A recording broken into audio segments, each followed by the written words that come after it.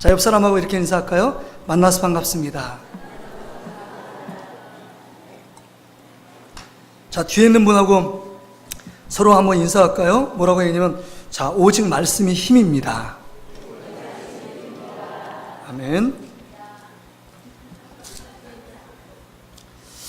사람들마다 자신 안의 연약함과 약점을 가지고 있습니다. 모든 사람은 완벽한 사람은 없습니다. 그러기에 약점을 가지지 않은 사람은 한 명도 없습니다. 그런데 이 약점 때문에, 이 약점을 극대화시켜서 그것만을 바라보기 때문에 어떤 사람은 열등감 속에 빠진 사람도 있고, 또 어떤 사람은 다른 사람과 그 능력을 비교하면서 자신의 무능력함 때문에 좌절하며 낙심하는 사람도 있습니다. 또 어떤 사람은요, 극단적으로 심한 사람인데 그 자신의 정말 연약함을 보면서 아무 일도 하지 않는 무기력증에 빠진 사람들도 있습니다. 여러분 어떠십니까? 여러분 안에 약점이 있으십니까? 연약함이 있습니까? 나는 한 개도 약점이 없다, 나는 완벽한 사람이야, 이렇게 생각하고 계십니까? 성경은 모든 사람은 완벽하지 않다고 말합니다. 그러나 믿음 안에 극복해 나간 사람들의 믿음의 역사를 계속적으로 기록하고 있습니다. 그런데 사도 바울은 우리에게 뭐라고 얘기하느냐? 너의 약함을 자랑하라, 너의 약함을 드러내라, 이렇게 이야기합니다. 여러분, 이 말이 이해가 되십니까? 약함은요, 세상 가운데 감춰야 될 거예요. 지금 시대는 어떤 시대입니까? 약함을 보이면, 흠을 보이면요, 여러분 승냥이 때처럼 이 때처럼 막 물어뜯습니다. 나의 약점을 드러내잖아요? 뒤에서 뒷이야기거리, 가십거리로 전락할 때가 참 많고, 그 약점을 드러내고 그 약점을 알았을 때 그 사람을 이용하고 그 사람을 통제하려 드는 것이 세상의 이치들입니다. 그러기에 내 안에 약점이 있어도 감추기 바쁘고 숨기기 바쁘고, 그 다음에 내가 센 사람처럼, 능력 있는 사람처럼, 내가 잘 나가는 사람처럼 포장하며 꾸미는 것이 우리의 연약한 삶의 모습입니다. 여러분 어떠십니까? 여러분 약점을 자랑할 수 있겠습니까? 사도 바울은 고린도 후서 여러분 12장 9절에 보면 내 약한 것 그것을 내가 자랑한다 라고 당당하게 이야기하고 있습니다. 바라기는 오늘 나온 우리 사랑하는 성도들은 하나님 앞에서 여러분의 약함을 자랑할 수 있는 믿음의 당당함을 갖는 여러분 되시기를 주의 이름으로 축복합니다. 그런 믿음의 자세, 그런 믿음의 관점이 없으면 늘 삶에 위축됩니다. 세상 앞에서 주눅 들고, 세상 앞에서 여러분 나는 패배자야, 나는 낙오자야, 나는 이것도 할 수 없고 저것도 할 수 없어 라고 생각하는 무기력증에 빠질 수 있다는 겁니다. 그렇다면 내가 이 연약함과 약점을 바라보는 태도, 믿음을 갖고 있는 우리들이 어떠한 태도를 가지고 있어야 되는지를 함께 말씀을 통해서 나누고, 정말 이 말씀을 통해서 우리에게 주신 약속의 말씀으로 붙드는 저와 여러분의 삶이 되시기를 주의 이름으로 축복합니다. 그러면 첫 번째 오늘 본문의 말씀을 통해서 정말 기드온과 그 용사들에게 뭐라고 말씀하시느냐? 여러분, 약함은 하나님만 의지하는 통로라고 말씀합니다. 이 약함이, 우리 연약함, 약점이 하나님만 붙들 수 있는 통로가 된다라고 말씀하고 있습니다. 여러분, 대사사였던 여러분 기드온 하면 떠오르는 이미지가 뭐죠? 기드온, 믿음 있는 용사고 300명의 용사를 통해서 대군인 미디안 민족을 물리쳤던 사람. 그런데 여러분, 기드온에게 치명적인 약점이 있었던 거 아시죠? 그게 뭡니까? 그게 뭐예요? 기드온에게 치명적인 약점은요, 두려움에 사로잡혀 있는 모습입니다. 두려움이요. 그 당시는 미디안의 지배를 받았으니까 당연히 두려움이 있었겠지요. 그것이 아닙니다. 얼마나 두려움이 있었냐면, 여러분, 늘 삶에 소심함이 있어요. 그 두려움 때문에 한 발짝도 나가지 못합니다. 여러분, 두려움이 있는 사람은요, 뭔가 적극적으로, 긍정적으로, 열정적으로 하는 일이 하나도 없어요. 두려움에 빠지면요, 한 발짝도 못 나가게 만듭니다. 여러분, 그래서 포도주 틀 속에 밀을 타작하고 있잖아요. 그 정말 겁쟁이의 모습, 소심하고 하나님의 놀라운 능력을 때때로 보여줍니다. 그럼에도 불구하고 두려움 가운데 사로잡혀서요, 아무 일도 할 수 없습니다. 하나님이 이렇게 말씀하라고, 이렇게 하라라고 말씀하시는데 그 두려움에 갇혀서 여러분 옴짝달싹할 수 없었던 인물이 기드온이었습니다. 그러게 하나님께서 기드온을 계속적으로 밀어가세요. 여러 가지로 위로하고 달래고 얼레서 그 일들을 감당하게끔 만듭니다. 지난 시간에 우리가 바알과 아세라 신상을 찍어버린 거, 근데 그것도 두려워서요. 여러분, 하나님의 준엄한 명령이 있었으면 하나님이 하시는 거 아닙니까? 낮에 가든 밤에 가든 이건 뭐 관계하지 않고 나가면 돼요. 그런데 사람들이 두려워서 야밤에 그 일들을 진행합니다. 오늘 본문에도 보면 두려워 떨고 있는 이 기드온의 모습을 볼 수 있습니다. 그런데 오늘은 하나님께서 이 기드온에게 이 두려움의 모습을 한 단계 업그레이드 시켜서 그 모든 문제, 너의 약함을 통해서 하나님이 이루시는 놀라운 역사를 보여주기 위해서 정말 지금까지 경험했던 두려움, 앞으로 경험해야 될 두려움보다도 정말 상상할 수 없는 두려움 가운데 하나님께서 기드온을 직면하게 하십니다. 직면이라는 단어 제가 참 좋아하는데, 여러분, 문제가 만나도 그리스도인들은 직면해야 돼요. 앞에 직면해야 합니다. 회피하고 도망가서는 그 문제가 해결되지 않습니다. 늘 제자리 가운데 와요. 여러분, 우리가 뭐 피하려다가 뭐 만난다는 꼴로 여러분 그걸 직면하지 않으면 늘 그 문제에 잡히고 맙니다. 근데 지금 하나님께서 기드온에게 어마어마한 문제에 직면하게 만듭니다. 이 직면에 무슨 문제입니까? 지금 미디안과 그 연합군들이 지금 하롯셈 근처에 대치하고 있는 상황이에요. 여러분, 전쟁의 성패는 뭐에 달려있죠? 군사의 수잖아요. 수가 절대적입니다. 그 전쟁에 승리하느냐 지느냐의 그 결정적인 요인은 군대의 수에 있어요. 근데 그렇다면 미디안과 연합군이 몇 명이냐? 수에 여러분 주목해야 합니다. 숫자요.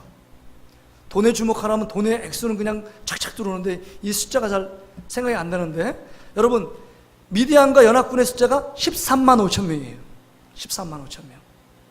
그런데 이스라엘 군대의 수가 몇 명이냐? 몇 명이에요? 3만 2천 명입니다. 기드온이 나팔을 불어서 이스라엘 전역에 모집한 군사의 수가 3만 2천 명입니다. 근데 여러분, 여기서 3만 2천 명은 여러분 전쟁에 능한 군사들이 아닙니다. 미디안과 연합군은요, 가나안 지역에서 전쟁의 잔뼈가 굵은 용사들이에요. 그러니까 13만 5천 명이면 특공대에 버금가는 전략이 있고 그 다음에 기술이 있습니다. 근데 3만 2천 명은 뭐냐? 농사 짓다가요, 괭이 들고 삽자루 들고 온 겁니다.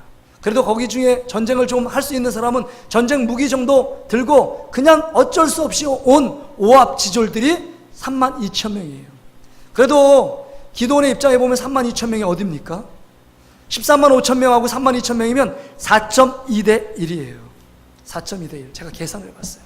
그러니까 이스라엘 백성이 5명을 죽여야 이길 수 있는 승리입니다. 그런데 하나님의 명령이 엉뚱합니다. 너무 충격적이에요. 그 명령을 납득하고 받아들이고 이해할 수가 없어요. 뭐라고 얘기하냐? 3만 2천 명이 너무 많다는 거예요. 그리고 하나님이 그 가운데 전쟁에 두려운 자를 돌려보내라는 겁니다. 여러분, 그 가운데 진두지휘하는 기드온이 우리였다면, 나였다면, 여러분 그 3만 2천 명의 야, 전쟁에 두려운 자 가! 이런 명령을 할 수 있겠습니까? 지금 그 하롯셈 앞에서 대치되는 이 미디안의 연합군의 병사를 보면요, 12절에 보니까 메뚜기 떼와 같고 그 다음에 모래와 같이 많은 군사들이 지금 밀집해 있다라고 말하고 있습니다. 어마어마한 숫자예요. 4분의 1밖에 되지 않는 이스라엘 민족 가운데 이 숫자가 더 많다고 돌려보낼 수 있겠냐는 거예요. 그러나 하나님의 명령 앞에 돌려보냅니다. 정말 기다렸던 듯이 전쟁에 무서워하는 사람 돌아가십시오 라고 얘기하니까 한순간에 몇 명이 돌아가요? 몇 명이 돌아가요? 아마 기드온도 가고 싶을지도 몰라요. 그 안에 지도자가 아니었으면. 몇 명이 돌아갑니까? 2만 2천 명이 돌아갑니다. 그건 3만 2천 명에서 2만 2천 명 빼면 몇 명이 남았어요? 10,000명이 남았습니다. 10,000명이면요 13만 5천이니까 13.5대 1이에요. 지금 전쟁할 수 있겠습니까? 할 수 없어요. 근데 하나님이 또 엄청난 이해할 수 없는 명령을 하십니다. 이 숫자 10,000명 너무 많다는 거예요. 돌려보내라는 겁니다. 내가 물가에 이스라엘 백성 10,000명을 인도할 테니까 모든 사람을 물가에서 물을 먹게 하라. 그 중에서 무릎을 꿇고 먹게 하는 사람 좌편으로 세우고, 그 다음에 정말 개처럼 손을 딱 재워서 물을 핥아 먹는 사람 우편으로 세우라는 겁니다. 세웠더니요, 무릎 꿇고 먹은 사람은 9,700명이고 그 다음에 개처럼 손으로 받아서 핥아 먹은 사람은 300명입니다. 300명을 취하라는 거예요. 근데 대부분의 목회자들이 이런 얘기를 합니다. 여기서 300명은 4주 경계 이 전쟁 앞에 있기 때문에 긴장하고 그 다음에 4주 경계를 하고 그 다음에 전쟁에 준비할 마음이 있는 사람이 300명이었다. 이렇게 얘기를 하고 있습니다. 해석을. 그것이 아니에요. 그렇게 볼 수 없습니다. 왜냐하면 하나님은 지금 이 전쟁을 어떤 전쟁을 밀어가느냐? 사람을 줄이는 전쟁이에요. 만약에 여러분 반대로 생각할 때 9,700명이 4주 경계하면서 손으로 물을 떠가지고 핥아먹는 9,700명이었다면 아마 3차 계획을 세웠을 겁니다. 하나님이 생각했던 300명이 이를 때까지 계속적으로 수를 줄이는 전략을 지금 하나님이 쓰고 있습니다. 지금 32,000명도 적어서 지금 난리인데 점점 줄여서 300명을 겨우 세우는 거예요. 300명이 보니까 전에 32,000명이 보니까 99%는 다 떠났어요. 100명 중에 99명은 떠났고 한 명만 남은 겁니다.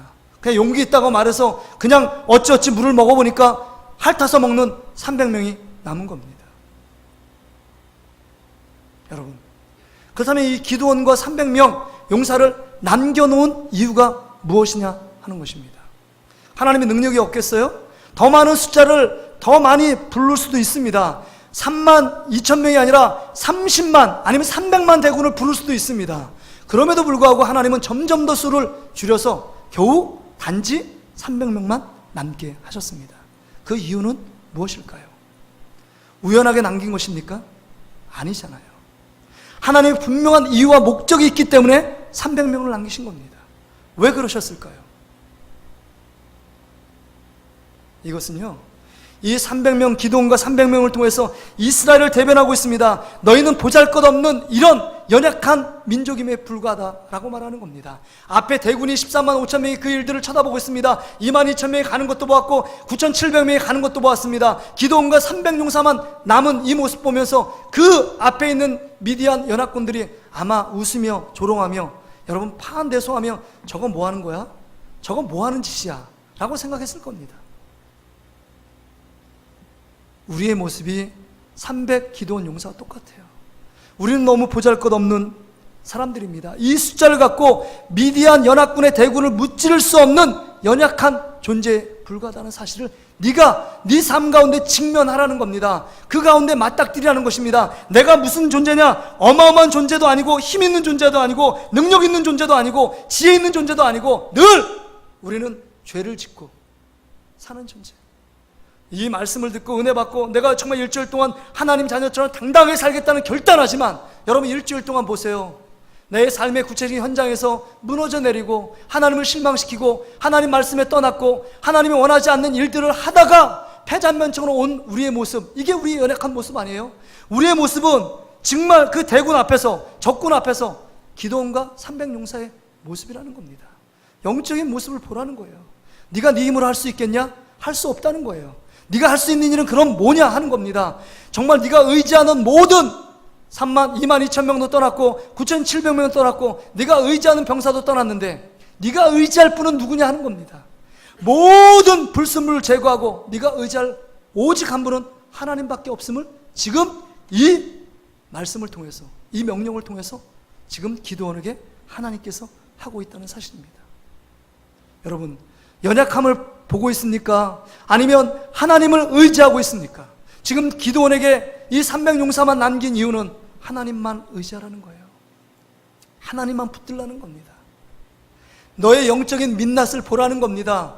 여러분하고 정말 좋게 잘 보일 사람들이 있잖아요. 우리 여자분들은 화장을 하잖아요. 화장인지 변장인지 위장인지 모르지만 막 화장 찍어 발랐잖아요. 근데 어느 순간 막다른 골목에서 여러분이 화장도 안 한 민낯을 보여주는 것처럼 네 민낯을 한번 보여주라는 겁니다. 네가 할 수 있는 일이 뭐가 있느냐? 네가 어떻게 미디안 연합군들을 이길 수 있느냐? 이길 수 없다는 거예요. 그러면 너희 여기 앞에서 좌절하며 그냥 주저앉아 있겠느냐 하는 겁니다. 네가 할 일은 바알과 아세라 신을 찍어버리고 모든 불순물을 의지하는 것들을 다 제거하고 오직 하나님 한 분만을 붙들고 의지하고 바라보라는 것입니다. 우리 속담에 이런 말이 있죠. 물에 빠지면 지푸라기도 잡는다는 말이 있어요. 우리가 모든 것 제거하고 우리가 의지하고 붙잡을 분은 하나님밖에 없을 때 그때 하나님의 역사, 하나님의 능력, 하나님의 기적이 시작되는 시작점이라는 겁니다. 여러분이 다른 것을 의지하고 다른 것을 붙들고 다른 것을 관심 갖고 그것에 집착하고 있을 때 하나님의 일들은 하나도 일어나지 않습니다. 내가 지금 연약한 가운데 있는데 무엇을 붙들고 있느냐 하는 겁니다. 지금 말합니다. 지금 기도원과 300용사를 보면서 그렇게 말씀하는 겁니다. 우리에게 깨달으라는 겁니다. 너의 도움은 하나님밖에 없다는 거예요. 너의 전략은 하나님이고 너의 전술도 하나님이고 이 세상 이길 힘도 하나님이고 그 다음에 이 세상의 오직 경쟁력도 이 세상을 이길 지혜도 하나님밖에 없다라고 고백하면 하나님께서 그 가운데 하나님의 놀라운 역사를 이루어 가시겠다라고 말씀하고 있는 것입니다. 할렐루야! 하나님만을 바라보시길 바랍니다. 연약함이 있을 때 그 연약함을 통해서 하나님이 역사하실 그 하나님을 바라보지 않으면 우리는 도저히 그 불가능한 문제에서 헤쳐나갈 수 있는 힘이 없다는 사실을 기억해야 합니다. 그러기에 여러분, 연약함은요 저주가 아닙니다. 연약함은요 불평, 원망의 대상이 되는 것이 아니라 그 연약함 가운데 하나님을 바라보고 하나님을 의지하고 하나님을 붙드는 축복의 통로인 줄 믿습니다. 그러기에 여러분 안에 있는 연약함, 나약함, 그 다음에 약점, 그것 때문에 불평하고 왜 하나님 나를 이렇게 연약한 사람으로 만들어 놓으셨습니까? 라고 불평하는 것이 아니라 그 연약한 가운데 채워가실 하나님의 역사를 기대하는 저와 여러분 되시기를 주의 이름으로 축복합니다. 두 번째는요, 그러면 왜 연약함이 우리의 자랑거리가 되느냐? 그 약함 속에 있을 때 하나님의 위로와 하나님의 격려, 하나님의 도우심이 있기 때문입니다. 오늘 본문에 보세요. 본문에 보면요, 지금 이 기드온과 300용사 입장에서 여러분 생각해 보세요. 앞에 있는 대군 13만 5천 명, 그 다음 메뚜기 떼처럼 또한 모래 알처럼 수많은 군사들이, 대군들이, 이 적군들이 밀집되어 있는 상황을 보면서 기드온과 300용사의 마음이 어땠을까요? 기쁨이 충만했을까요? 아니면 두려움에 찼을까요? 여러분 한번 생각해 보세요. 기쁨에 찼을까요? 두려움에 찼을까요? 두려움에 차 있죠. 두려움에 차 있는데, 차 있는 이 기드온과 300용사를 막 억지로 푸시하면서 빨리 가! 내가 너에게 말했잖아! 미디안 손길에서 내가 이스라엘 백성을 구원할 거야! 너희들 300용사로 분명히 구원할 거야! 이렇게 강압적으로 푸시하지 않았습니다. 오늘 본문의 말씀 보세요. 그 두려움에 있고 연약한 가운데 있는 기드온과 300용사의 마음을 하나님이 다 알고 계십니다. 그러기에 알고 계셔서 뭐라고 얘기하시느냐? 그 사랑이 많으신 하나님께서 그 연약함 가운데 있는 기드온에게 이야기하죠. 적군 진영에 가보라. 근데 10절 보세요. 만일 내가 내려가기를 두려워하거든. 두려움이 있잖아요. 네 부하와 함께 그 진영을 내려가라. 네 동역자 부하와 함께 내려가서 진영 가운데서 뭐라고 적군들이 얘기하는 것을 들어보라 라는 겁니다. 앞에 있는 정말 메뚜기 떼같이 모래성과 같이 수많은 적군들만 바라보지 말고 그 적군들 가운데 뭐라고 얘기하는지를 들어보라는 거예요.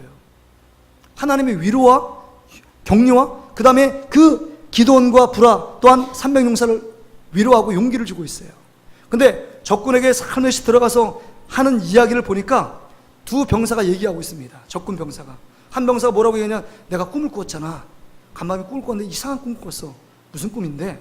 내가 꿈을 꿨는데 한 큰 떡덩이가 와가지고 우리 진영에 그 떡이 날라왔는데 우리 모든 진영을 초토화시켰어. 그러니까 옆에서 그 뜻을 바로 해석해 줍니다. 뭐라고 얘기하냐? 그 뜻은 무슨 뜻이냐면 14절 이렇게 말합니다. 그의 친구가 대답하여 이르되 이는 다른 것이 아니라 이스라엘 사람 요아스의 아들 기드온의 칼이라. 하나님이 미디안과 그 모든 진영을 그의 손에 넘겨주셨느니라. 이 말을 지금 해목을 하는 거예요. 기드온의 칼이 나타나서 그 떡덩이가 다 우리 진영을 초토화시켰던 것처럼 기드온의 칼이 나타났는데 그 칼은 하나님의 도우심으로 말미암아 우리 미디안 진영이 다 이 전쟁에서 질 거야. 이런 얘기를 하고 있는 겁니다. 적군들이 꿈 얘기를 하고 있는데 그 얘기를 듣고 있는 기드온과 부하가 어떤 마음이 들겠어요? 마음에 용기가 생깁니다. 하나님이 마저 우리 300용사를 통해서 이 미디안 수많은 이 메뚜기 떼 같은 민족들을 물리칠 수 있겠구나 라는 용기와 희망과 격려가 생긴 거예요. 근데 여러분 참 희한하죠? 하나님이 6장부터 나타나서 기드온에게 수없이 말씀하고 수없이 그의 의심, 그의 소심함을 다시금 격려하며 세웁니다. 하나님 끝까지 포기하지 않으시고 나는 못합니다. 그러면 너 이래서 할 수 있고 너 못하냐? 그럼 이런 능력을 너에게 줄 거야. 말하면서 여러 가지 증거와 증표를 보여줍니다. 근데 하나님 말씀은 잘 믿지 못해요. 근데 오늘 기드온과 브라가 지금 적군 앞에 들어가니까 적군의 소리는요 아주 끔찍하게 잘 믿습니다. 잘 믿고 적군들이 얘기하는 거 보니까 맞아, 하나님이 나와 함께 계시고 이 300용사 함께 있어. 이제는 15절부터 이제는 용기를 갖고 적군을 향해 나갑니다. 제가 물어볼게요. 여러분들은 하나님의 말씀을 잘 듣습니까? 사람의 말을 잘 듣습니까? 여러분들은 하나님 말씀 잘 듣는다고 생각하고 그렇게 말하고 싶을 거예요. 근데 실상은요, 하나님 말씀보다 늘 하나님 말씀이지 인간의 말에게 집중합니다. 그러니까 그것 때문에 사기당하고요, 그것 때문에 여러분 시험당하고요, 그것 때문에 상처받고요, 그것 때문에 어려움 당하는 거 아니에요? 사람은 믿음의 대상이에요. 하나님만이 오직 사람은 사랑의 대상이고 하나님만은 오직 믿음의 대상인데, 믿음을 갖고 하나님만을 바라봐야 되는데 사람을 믿음의 대상으로 받으니까 상처받고 실망합니다. 사람의 말을 너무 신뢰해요.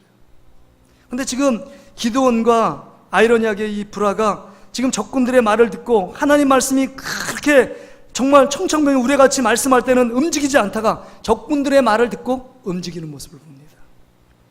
그게 우리의 모습이에요. 근데 여기서 우리가 알 수 있는 것은요, 하나님이요 억지로 보내지 않는다는 거예요. 우리의 약함을 알고 두려움, 근심, 걱정, 불안, 초조를 알고요, 하나님이 이 기드온과 그 300용사 가운데 하나님이 스스로 움직일 수 있도록 깨닫게 하시고 위로하고 격려하고 보내시는 장면을 보게 됩니다. 여러분, 우리의 약점을 하나님이 알까요, 모를까요? 알고 계세요. 여러분, 세상 가운데 이 약점 때문에, 이 연약함 때문에 두려워 떨고 있는 모습 하나님이 다 알고 계십니다. 다 보고 계세요.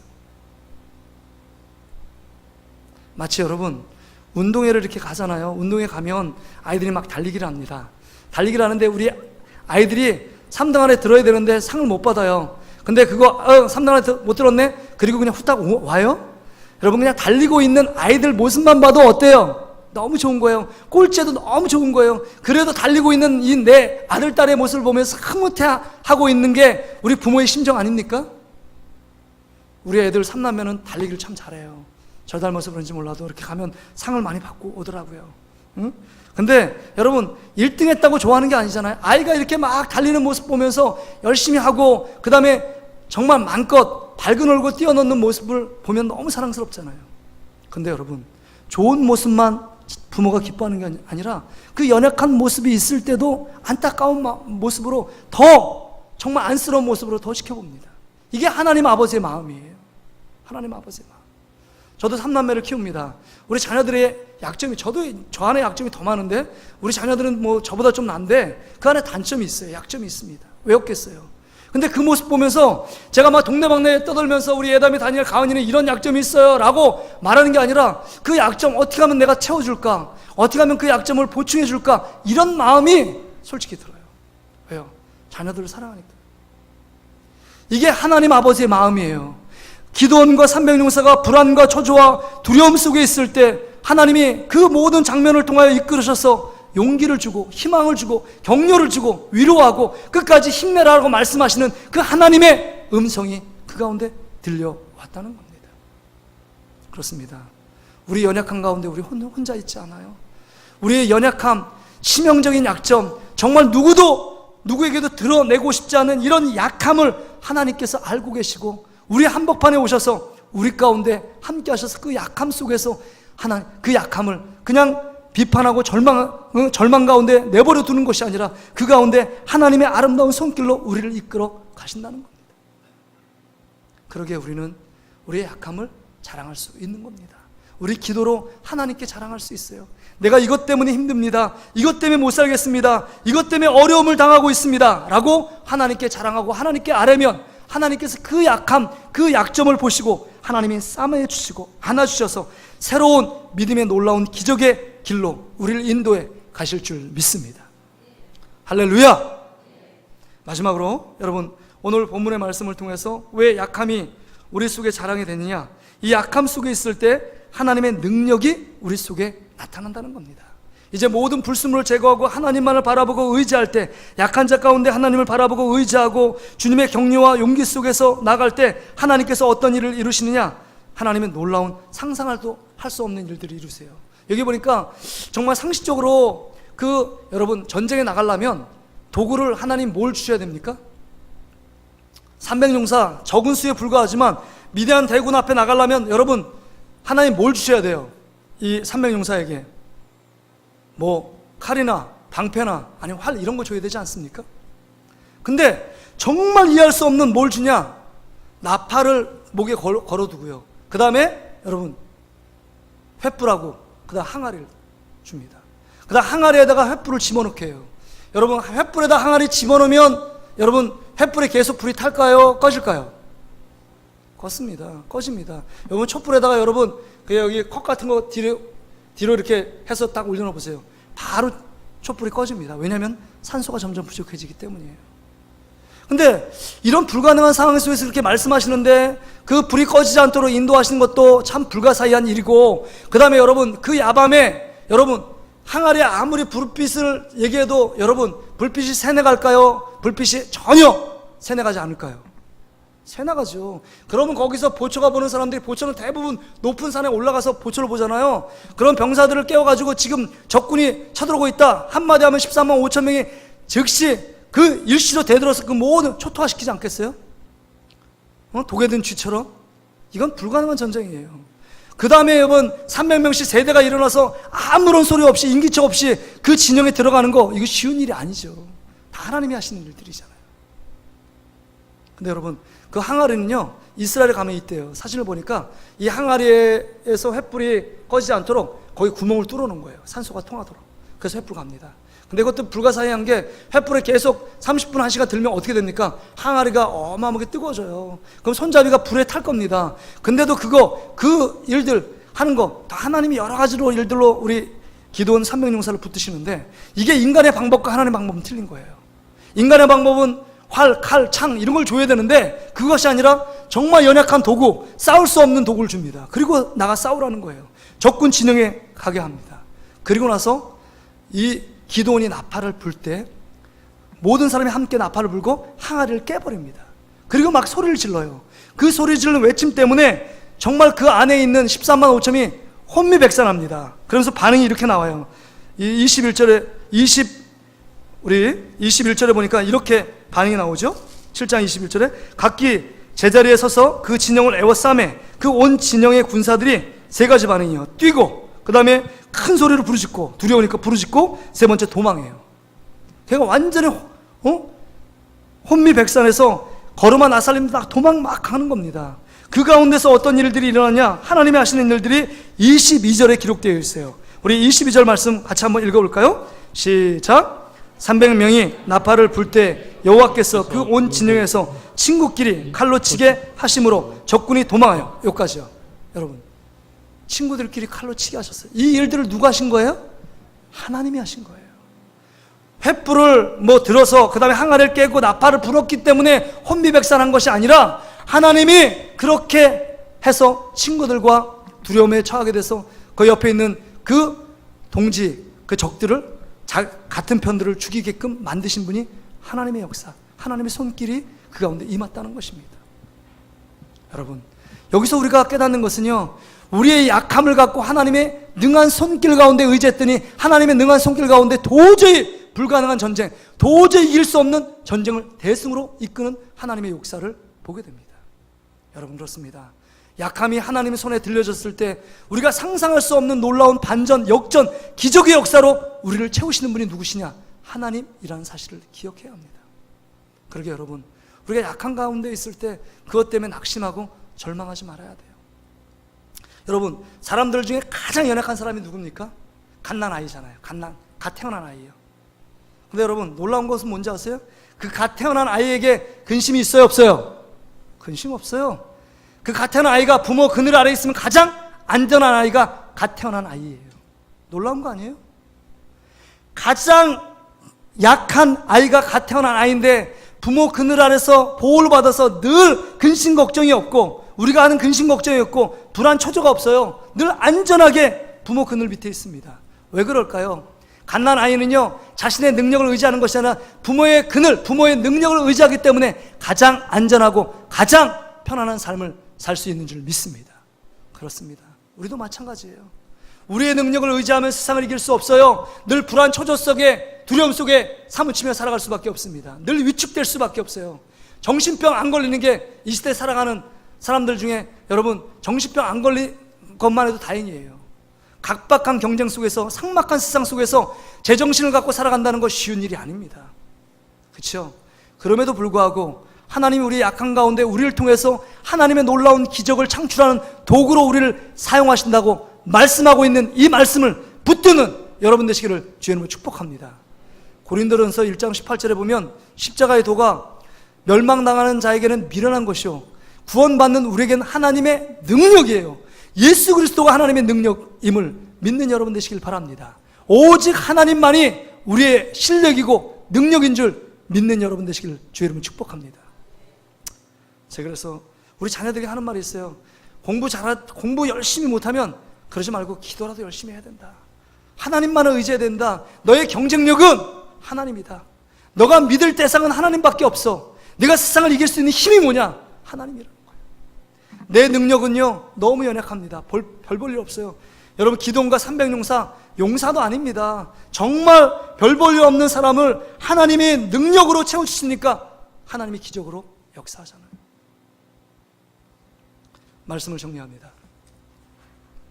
제가 95년도부터 교육전사, 중고등부 교육전사를 부임을 했는데요, 모교에서 95년도에 1년 지나니까 우리 담임 목사님이 40대 초반, 저보다 더 어린 나이의 목사님이셨는데 그 목사님이 그런 얘기 하세요. 우리 교회도 찬양팀을 좀 만들면 좋겠다고. 그 찬양 잘하는 우리 전사님을 좀 우리 총신대 네가 다니니까 좀 추천해서 좀 데리고 오래요. 그래서 이렇게 여러 가지 막 붙이고 그 대학교에 방을 붙여가지고, 근데 우리 선배님, 제가 92학번인데 우리 89학번에 우리 선배님을, 형님을 우리 찬양 잘한다 그래서 섭외를 했어요. 그래서 96년도부터 이렇게 같이 사역을 하는데 너무 괜찮은 선배님이에요. 근데 사역을 같이 하다 보니까 여러분 그 안에 비교의식이 제 안에 생기더라고요. 제가 먼저 선임으로 전사가 왔는데 그 후임으로 왔는데 이 형님이 너무 잘난 거예요. 뭐가 잘났냐? 찬양을 너무 잘해요. 일단 기타도 잘 치고 목소리 좋고, 그 다음 뭐 군대에서 찬양 뭐 해가지고 뭐 테이프도 내고 막 그랬대요. 근데 뭐 기타만 잘 치는 게 아니라 드럼도 잘 치고 베이스 기타도 잘 치고 뭐 피아노도 좀 치고, 그 다음에 뭐 혼자서 배운 사람 없어도 그냥 바이올린을 독학해서 해서 배우고 막 이래요. 플룻도 뭐 연주하고. 그러니까 은사죠, 은사. 은사 있는 사람은 어떻게 따라가겠어요? 은사가 있으니까 뭐 7시 저녁 예배 7시부터 찬양 시작해서 30분 찬양하는데 너무 성도들이 함께 은혜의 도가니에요. 막 너무 좋은 거예요. 근데 제가 보니까 전 찬양도 못하고 악기도 못 다루고, 그러니까 너무 형편없이 보이는 거예요. 그 위축돼요. 근데 우리 그 선배님이 너무 말씀도 잘 전하는 거예요. 말씀도 잘 전하고. 유초동부 사역을 하는데 여러분 시청각 자료가 그때는 없잖아요. 컴퓨터 이런 게 없잖아요. 근데 너무 손재주가 있는데 그림도 너무 잘 그려요. 그림도 뭐 한번 만화같이 그립니다. 아이들 보면 너무 제가 봐도 진짜 솔깃하겠다, 그거에 집중하게 돼요. 근데 보니까 그것뿐이 아니에요. 손재주가 너무 있어요. 그래서 이렇게 보면 여름이니까 모기 들어오는데 누가 지금 모기장 좀 이렇게 쳐보래요. 근데 막 망칠 소리가 들고 있어 밖에. 근데 그 형님이 그 앞에 요새는 뭐 이렇게 가로막 대본 다 사잖아요. 근데 딱 나무로 해가지고 딱 해가지고 그걸 딱 방충망을 딱 만들어 놓은 거예요. 야, 몇 시간 만에 뚝딱 만들어 놓은 거예요. 재주가 너무 뛰어납니다. 뿐만 아니라 컴퓨터 실력이 대단해요. 그 별로 주보가 허접했는데 그 형님이 와가지고, 그 전사님 와가지고 주보를 새롭게 단장을 했어요. 제가 주보를 만들었는데 이제는 주보 일들도 우리 그 형님, 그 전사님에게 넘어간 거예요. 제가 할 수 있는 일 아무것도 없는 거예요. 그러니까 오후 저녁 예배 다 끝나면 저하고 이제 그 형님하고 총신대 기숙사 들어가는데 제가 설교를 했습니다. 설교했는데 그 형님이 정말 코치해 준다고, 야, 김 전사 그걸 설교라고 했어? 그러면 안 되지. 막 이런 얘기를 하는 거예요. 그 얘기 들으니까 제 마음이 어떻겠어요? 저의 연약함을 지금 얘기하고 있는 겁니다. 저의 연약함. 그 얘기 들으니까 너무 열받는 거예요. 그래서 형님 고마워, 충고해줘서 고마워 막 그러는데 그 다음부터는 은근히 시기에 질투심이 생기고 이 형님이 하는 모든 일이 마음에 안 드는 거예요. 찬양을 너무 은혜스러워 모든 성도들이 박수치면서 은혜가 막 동안인데 저 뒤에 가서 그 시간에 막 배회하고 있어요. 저 시간 빨리 끝내야 되는데 들어도 은혜가 전혀 안 돼요. 제가 이렇게 옹졸한 사람이에요. 이렇게 연약해요. 그 형님을 제가 섭외해서 데리고 왔는데 뭐 설교 비교하고 있고 재능 비교하고 있고 컴퓨터 뭐 사역에 비교하면서 저 자신의 정말 약한 모습을 보고 있는 저 모습이 되게 괴롭더라고요. 근데 더 큰 문제는 뭔지 아세요? 이제 이렇게 하면은 교육전사, 저는 모교였고 저는 홈그라운드 아니에요. 여기 모교에서 전사하고 있으니까 여러분 50% 먹고 들어가잖아요. 그럼 한 2, 3년 지나면 다시 이렇게 뭐 다른 데 가잖아요. 우리 형님 전사님이. 근데 2, 3년 만에 갔어요. 갔는데 웬걸이요? 우리 누님하고 결혼했네, 그분이. 보고 싶지 않은 분이 계속 보게 된 거예요, 이걸. 나의 연약함을 계속 볼 수 있도록 거울처럼 이 형님만 보면 나의 자금을 자꾸 봐요. 떠나지도 않고 말해요. 맨날 집에 와서 마루에서 자고 가니까 맨날 보는 거예요. 비교 아닌 비교가 되면서 저의 약함을 너무 신랄하게 보는 거예요. 나 이거밖에 안 되는 존재구나. 이거 됩니다. 얼마나 절망이 됐겠어요. 제가 그래서 우리 아내한테 그랬습니다. 여보, 저분이 내 매형이 되는 거 너무 싫은데 저분 내가 미워하는데 어떻게 하면 좋겠냐? 그러니까 어떻게 해? 누나가 좋다는데 그냥 살아야지. 그래서 이렇게 봤는데 여러분, 제가 그때 연약했는데 그 이후로 주님의 십자가, 예수 그리스도께서 나의 연약한 가운데 예수님이 십자가에서 죽었다는 그것을 그냥 지식적으로 알다가 그것들을 말씀을 통해서 경험하게 되니까 그 십자가의 보혈의 능력 앞에서 내 자신을 보니까요, 내 모습을요 보게 돼요. 아, 나 맞아. 노래도 못해. 설교도 잘 못하고, 뭐 못하는 거, 아니 못하면 어때? 하나님이 나를 사용했는데, 나를 쓰시는데. 그리고 뻔뻔하고 당당하게 줬어요. 그래서 여러분 이렇게 뻔뻔하게 막 설교하는 겁니다. 우리 매형 앞에서도 뭐 컴퓨터 못하면 어때? 그럼 컴퓨터 잘하는 사람 같이 동역에 쓰면 되지. 이런 당당함 있잖아요. 제가 얼굴 못생겼잖아요. 근데 잘생겼다고 생각하는 게 당당함 있잖아요. 자존감이 막, 하나님 앞에서 자존감이 막 생기는 거예요. 이런 자존감을 회복하는 여러분 되시길 바랍니다. 여러분 별 볼 일 없는 여러분들이 아니에요. 누구하고 비교해서 아우 저분은 찬양도 잘하고 저분은 저렇게 잘 가르치고 저분은 장로입니다. 여러분 그거 부러워할 게 없어요. 있는 모습 그대로 하나님은 우리를 받아주시는 줄 믿습니다. 희망과 용기를 가지세요. 근데 여러분 제가 놀라운 건요, 우리 누님이 그런 얘기를 해요. 우리 가족 같이 다 있을 때 제 얘기를 늘 설교한대요. 거기 신태인 제일교회가 거기서 우리 매형이 제 설교를 한대요. 자기 열등감에 막 사로잡혔다고. 우리 처남은 뭐 공부도 잘하고 자기가 뭐 헬라어 그 처남은 공부도 안 하고 1시간 보는데 막 A뿔 막 나와가지고, 제가 A뿔 계속 나왔거든요. 근데 자기 열심히 공부하는데 B밖에 안 나고 C 나오고 막 그랬다는 거예요. 그래서 나는 처남 보면서 저렇게 공부 좀 잘했으면 좋겠고 뭐 이런저런 얘기를 막 자랑을 막 했더래요. 자기도 열등감이 있었다고. 근데 지금은요, 서로 만나서 설교에 대해서 얘기도 하고 그 다음에 함께 담임 목회를 하니까 동역해요. 이런저런 얘기하고.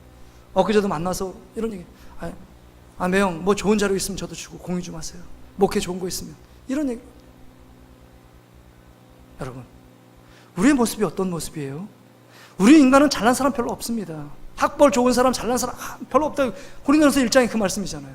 하나님 쓰시는 사람. 나약하고 연약합니다. 힘이 빠진 기도원과 300용사예요. 대군에 비하면 보잘것없는 숫자입니다. 그럼에도 불구하고 그 연약한 가운데 갇힌 것이 아니라 하나님만을 붙들고 이제는 격려하고 위로하시고 힘을 주시고 내 오른손을 잡아 이끄시는 그 하나님의 손길 가운데 그 하나님 등에 다 올라가면 하나님의 능력으로 우리 삶을 다시금 이끄시는 그 놀라운 역사가 우리 삶 가운데 나타나게 된다는 것입니다. 이 말씀을 기억하고 말씀 위에 경고히 쓰는 저와 여러분 삶 되시기를 주의 이름으로 축복합니다. 우리 이 찬양을 부르고 싶습니다. 제가 설교하면서 이 찬양이